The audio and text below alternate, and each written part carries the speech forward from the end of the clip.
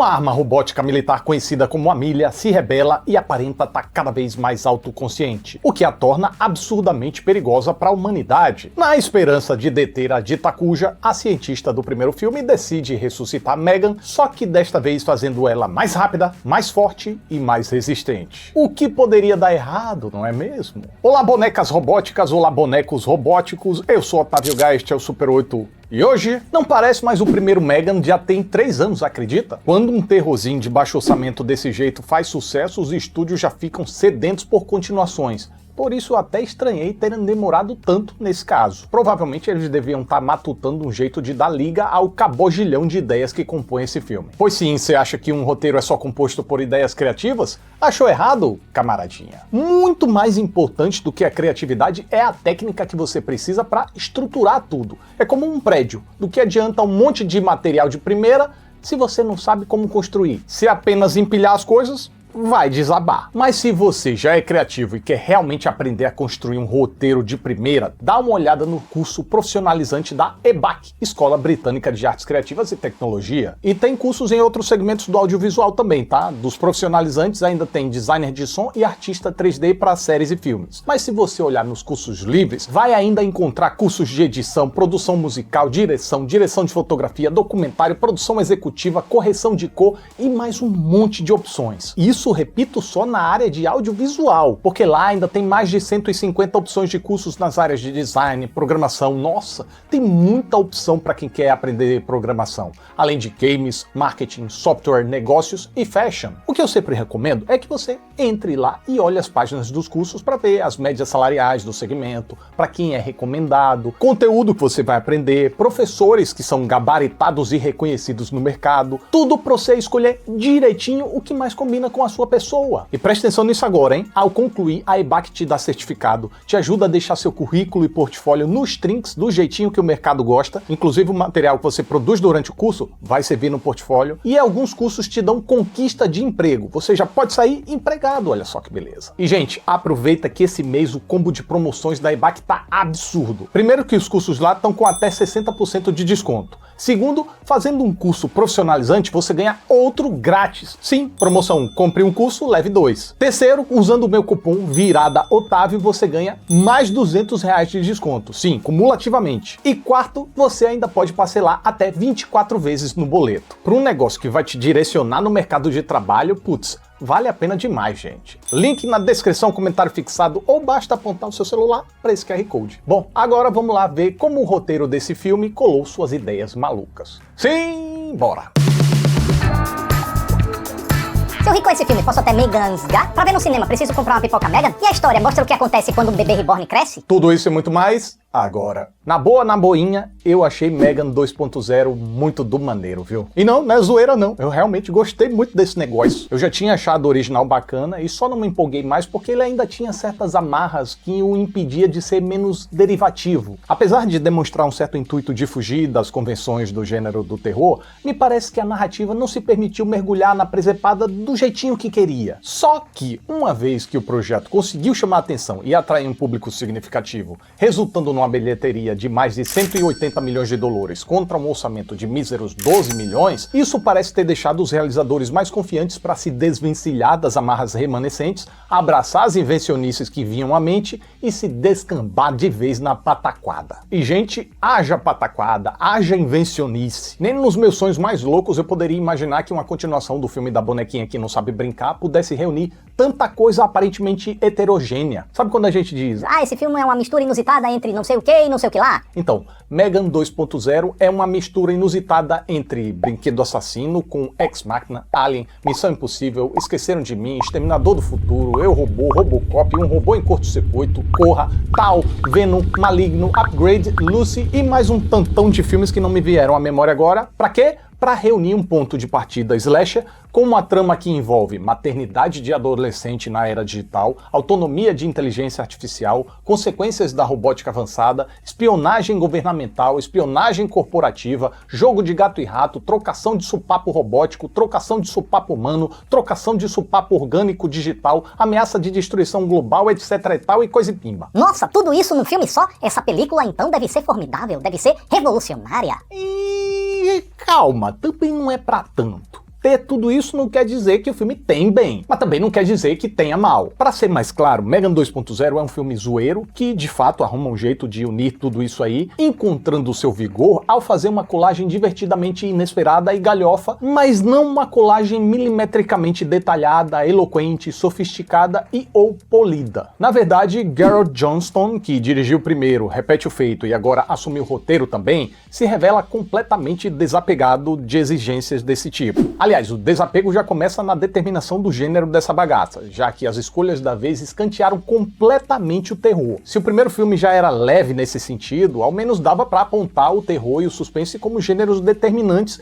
agregados à ficção científica, claro. Mas esse aqui seguiu mais pela vertente da ação mesmo, agregada à ficção científica. Portanto, embora aqui no Brasil o filme tenha recebido uma classificação indicativa até mais alta, o anterior era 14 e esse passou para 16, sequências de apavoro e tensão estão em menor número e o desgrumelamento de agentes ficou mais no campo da sugestão mesmo, com a violência acontecendo fora de campo, nas sombras, ou se aparece com evidência, o sangue é mais contido. Acredito eu que só tenha uma coisa que realmente justifique essa mudança na classificação indicativa por aqui em terras tupinicas, é que esse segundo capítulo é mais despudorado. Em palavras mais claras, além de haver muitos inuendos visuais envolvendo personagens secundários, agora que a Megan não tem mais bloqueios, ela anda bem mais mal criada, para dizer o mínimo. Tá, rodei, mas ainda não é isso que deixa esse filme menos preciso e polido, mas sim o descontrole no desenvolvimento da trama. Pois em meio a tanta coisa, tantas frentes, tanto conteúdo tentando se comunicar, às vezes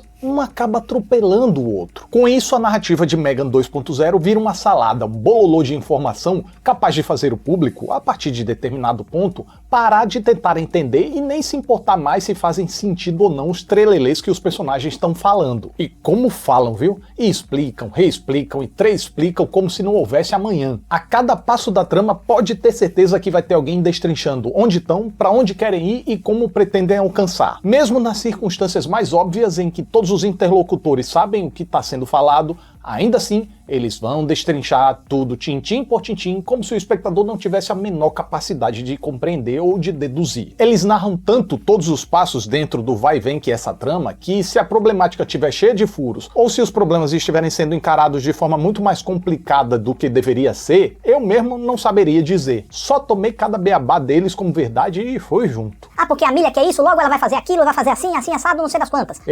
Tá bom, vamos nessa. Então a gente, para impedir, tem que fazer isso, aquilo, dar a volta, tem que ter pulinho, que não sei o que, não sei das quantas. E eu, isso aí. Somado a isso, como o roteiro precisava encaixar um cabogilhão de informações em pouco tempo, ainda é notória a quantidade de atalhos que tomou pra trama poder chegar onde devia. Precisamos de uma fábrica. Toma, alguém já tinha pensado nisso. Precisamos de matéria-prima. Toma, alguém já tinha pensado nisso também. Mas e maquinário, e mão de obra, e tempo? Aí o filme se faz de sonso, dá um salto no tempo e ignora que isso seria uma demanda real. Fora que toda a trama de preocupação global se resume a um pequeno núcleo. Todo mundo se conhece, tudo o que acontece é com eles. Quando foge um pouquinho dessa bolha, entra mais um núcleo reduzido pra conter e fica por isso mesmo também. Bom, mas agora, depois de destrinchar tudo isso, não faz muito sentido eu continuar dizendo que gostei muito dessa bregueça, né? Não parece muito diferente de outros filmes em que eu aponto esse tipo de problema e não vejo nada que se salva, né? Então, não. Primeiro que cada caso é um caso. Cada filme tem sua especificidade e sua comunhão de fatores. E segundo que, por causa justamente disso,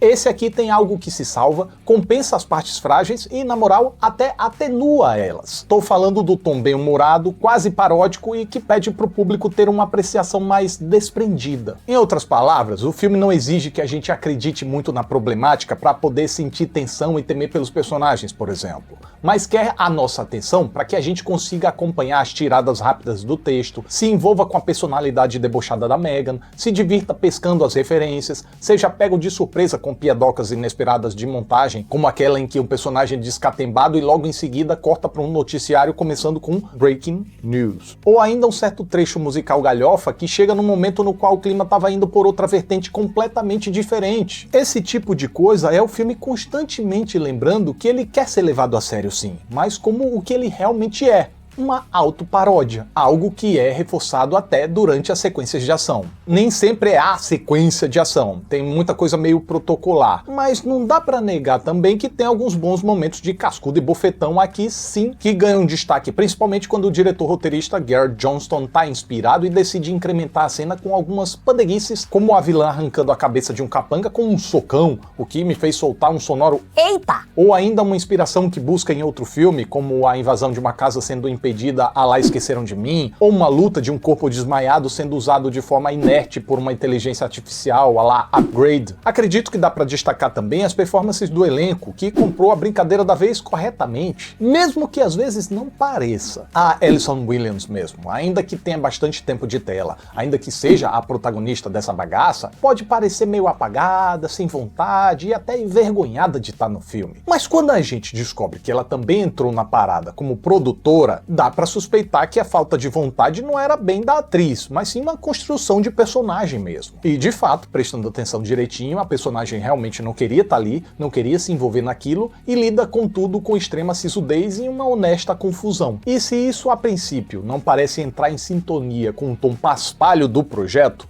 não é por acaso muito menos um erro, mas uma decisão proposital para que o humor floresça justamente a partir do contraste. A performance séria quando a situação em torno dela não é. Por conta disso, minha intuição primária seria rejeitar a seriedade da vilã Amelia também, que curiosamente parece uma versão mais jovem da Elizabeth Olsen. Mas enfim, com seu olhão aberto constantemente, sem piscar, ela imprime uma personalidade incisiva e implacável, se aproximando bastante de uma assassina slasher, o que tenderia a puxar o projeto de volta pro terror. Porém, a direção usou essas características para não comprometer a credibilidade da ameaça da sujeita e assim não abrir mão inteiramente da atenção, ainda que de forma leve. E deixou o humor para os exageros do que ela é capaz de fazer, para os absurdos das situações e os outros personagens à sua volta, como é o caso do sujeito interpretado pelo Jim Cleman. E fechando o trio principal tem a Megan, claro, que surge aqui mais livre para falar o que quiser, e por isso a performance vocal de Jenna Davis está desbocada que é uma coisa. E com uma destreza no humor de ironia que tá, ó, chuchu beleza. Quanto à performance corporal, seguiram com a Amy Donald e o roteiro ainda deu um jeitinho de incorporar o crescimento natural da intérprete no contexto. E no texto também. Como eu disse, o filme não perde uma oportunidade de explicar tudo que pode. Então não deixariam de explicar por que a Megan dessa vez está maior. Felizmente, às vezes as obviedades vêm em forma de piada, ou pelo menos uma tentativa. Ah, tem ainda a Violet McGraw. E é isso, ela tá no filme como aquela típica aborrecente chatinha fazendo aborrecentices. Só não digo que sua participação seja nula, pois ela serve de motivador para as demais personagens principais.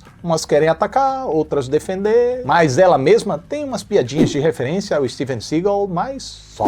Megan 2.0 não é um absolute cinema, mas eu acho plenamente possível se divertir e até muito com o que se vê aqui. Eu mesmo passei a maior parte do tempo com um sorriso no rosto e me escangalhei de gargalhar em alguns momentos. Como eu disse, eu gosto das investidas pândegas do primeiro filme, mas acho que elas ainda estavam meio tímidas. Mas agora, me parecem que os realizadores acharam um ponto certinho do tom do projeto. Quanto ao conteúdo, não é o mais caprichado, não é o mais polido, mas pelo menos faz uma salada de ideias que não deixa a gente se encucar demais com as ruins e consegue fisgar a nossa atenção com as boas.